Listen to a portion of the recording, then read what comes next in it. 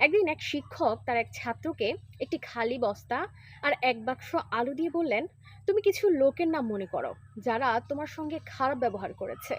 বিশেষ করে তাদের নাম মনে করো যাদের তুমি কখনোই ক্ষমা করতে পারবে না। তারপর বাক্স থেকে আলু বের করে একটা একটা করে সেই আলুর মধ্যে সেসব মানুষদের নাম লিখো। এরপর বস্তাটা পিঠে চাপিয়ে 1 সপ্তাহ ঘুরে বেড়াবে। 1 সপ্তাহ পর আমার কাছে আসবে। ছাত্র শিক্ষকের কথা মতো তাই করলো।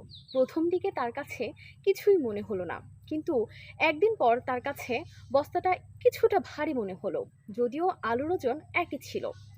তারপর আলু পচতে শুরু করলো। আলু থেকে পচা গন্ধ ছড়ালো। ছাত্র অস্বস্তি বোধ করলো। কিছুদিন পর পচা আলুর গন্ধ সহ্য করা গেল না। এমনকি পচা আলুর রস তার পিঠে লাগতে শুরু করলো।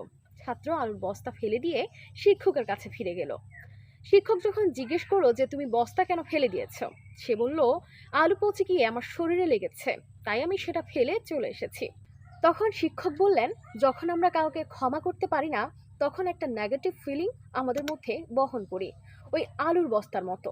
যত বেশি দিন আমরা ওই নেগেটিভিটি বহন করব, তত বেশি জীবন দুর্বিষহ হয়ে উঠবে। তাই পচা আলুর বস্তার মতো রাগ বহন না করে যত তাড়াতাড়ি সম্ভব ক্ষমা করে দেওয়া উচিত। না হয় আলু পচে গিয়ে সেই রস শরীরে লেগে যাবে।